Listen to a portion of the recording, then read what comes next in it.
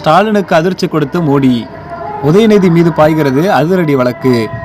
அடுத்த மாதம் மீண்டும் கைது. வணக்கம், அனைவருக்கும் வணக்கம். தமிழகத்தில் உள்ள திமுக கடந்த சட்டமன்ற தேர்தல் வரை பாஜகவை மிக கடுமையாக எதிர்த்து வந்தது. ஆனால் தேர்தல் முடிவுகள் தலைவிகளாக மாறிவிட்டன.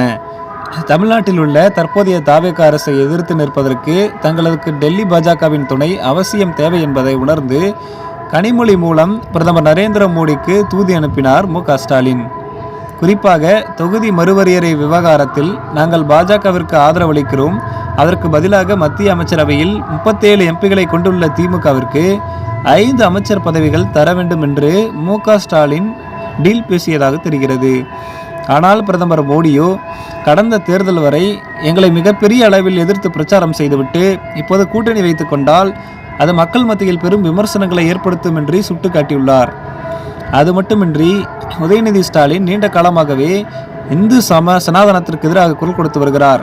இந்து மதத்தை HIV நோய்க்கு இணையானது என்று அவர் கூறியதால் பாஜகவின் தாய் கழகமான RSS அமைப்பு திமுக மீது கடும் கோபத்தில் இருக்கிறது. எனவே இந்து மதத்தை இழிவுபடுத்தி வரும் திமுகவை கூட்டணியில் சேர்ப்பதற்கு வாய்ப்பே இல்லை என்று பிரதமர் மோடி கைவிரித்து விட்டதாக கூறப்படுகிறது. மேலும் தமிழ்நாட்டில் டாஸ்மாக் நிர்வாகத்தில் மிகப்பெரிய ஊழல் நடந்திருக்கிறது.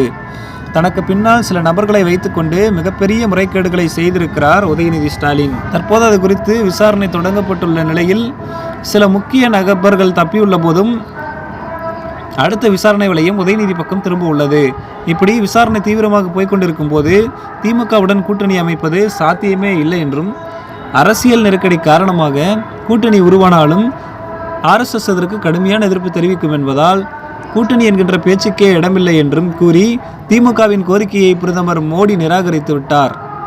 இதன் காரணமாகவே தொகுதி மறுவரையறை விவகாரத்தில் பாஜகவிற்கு ஆதரவாக செயல்பட திட்டமிட்டிருந்த திமுக நேற்று மக்களவையில் தனது எதிர்ப்பை பதிவு செய்துள்ளது. அதே சமயம் உதயநிதிக்கு சிக்கல் தீவிரமாகியுள்ளதால் அவரை பாதுகாக்கும் அடுத்த கட்ட முயற்சிகளில் திமுக இறங்கியுள்ளது.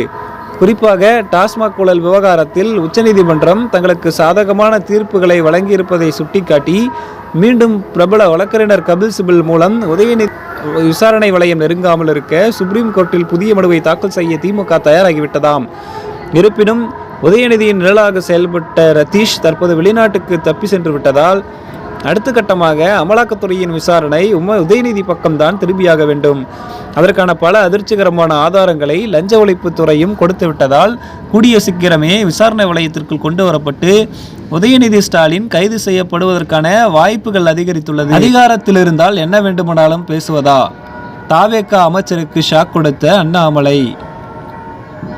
தற்போது தமிழக வெற்றி கழகத்தினர் எதிர்க்கட்சியினர் தங்களை நோக்கி எந்த கேள்வி எழுப்பினாலும் அதை ஏற்றுக்கொள்ளாமல் அவர்களுக்கு ஆவேசமாக பதிலளித்து மேற்கொண்டு கேள்விகள் எழுப்பிவிடாமல் செய்துவிட வேண்டும் என்கின்ற நோக்கத்திலேயே செயல்பட்டு வருகிறார்கள். அப்படிதான் தமிழக வெற்றி கழகத்தின் நிதியமைச்சர் மரிய வில்சன் சட்டமன்றத்தில் தமிழ் மொழியை தரம் தாழ்த்தி பேசிவிட்டு கிறிஸ்துவ மதம் மற்றும் பைபிள் குறித்து பேசி மத பிரச்சாரம் செய்ததற்கு கடுமையான எதிர்ப்புகள் எழுந்தன. இந்த நிலையில் அண்ணாமலையின் வீதி லீடர்ஸ் இயக்கமும் அதை கடுமையாக எதிர்த்து சமூக வலைதளங்களில் கண்டனங்களை தெரிவித்து வருகிறது. குறிப்பாக தமிழ்தாய் வாழ்த்து குறித்து ஒரு தீர்மானம் நிறைவேற்றப்பட்ட அதே நாளில் தமிழ் மொழியெல்லாம் ஒரு விஷயமே அல்ல, கிறிஸ்துவ மதம்தான் மிகச்சிறந்தது, அதுதான் என்னை ஒரு பற்பட்ட மனிதனாக மாற்றியது என்று மதத்தை தூக்கி பிடித்து பேசினார். சட்டமன்றத்தில் மக்கள் பிரச்சனைகளை பேச வேண்டிய இடத்தில் கிறிஸ்துவ மத கருத்தை கொண்டு வந்தது கடுமையான விமர்சனத்திற்கு உள்ளாகியிருக்கிறது. அந்த வகையில் அண்ணாமலையின் ஆர்மி நிதியமைச்சரின் இந்த கருத்தை சமூக வலைதளங்களில் பதிவிட்டு கடுமையான வகையில் எதிர்வினையாற்றியது. தமிழை சரியாக பேச தெரியாதவருக்கு அமைச்சர் பதவியா? ஒரு நிதியமைச்சர் தன்னை தமிழன் என்று சொல்லிக் கொள்கிறார், ஆனால் தமிழை சரியாக பேச தெரியவில்லை.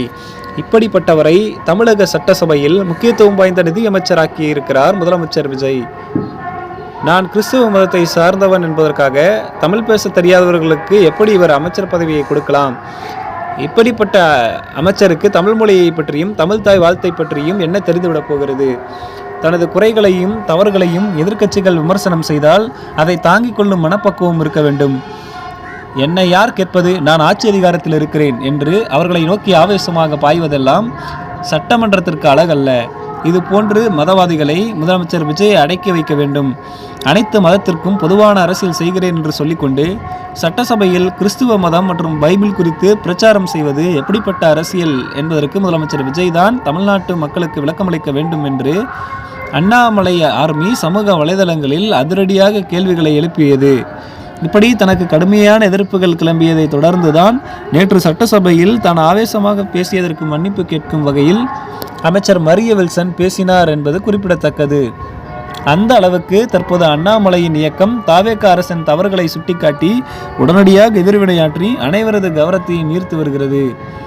மக்களை இந்த செய்தி குறித்து உங்களுடைய கருத்துக்களை கமெண்ட் வாயிலாக தெரிவியுங்கள். மேலும் இது போன்ற உடனுக்குடன் இருக்கக்கூடிய அரசியல் சார்ந்த செய்திகளை தெரிந்து கொள்ள மறக்காம நம்ம சேனலை சப்ஸ்கிரைப் பண்ணிக்கோங்க.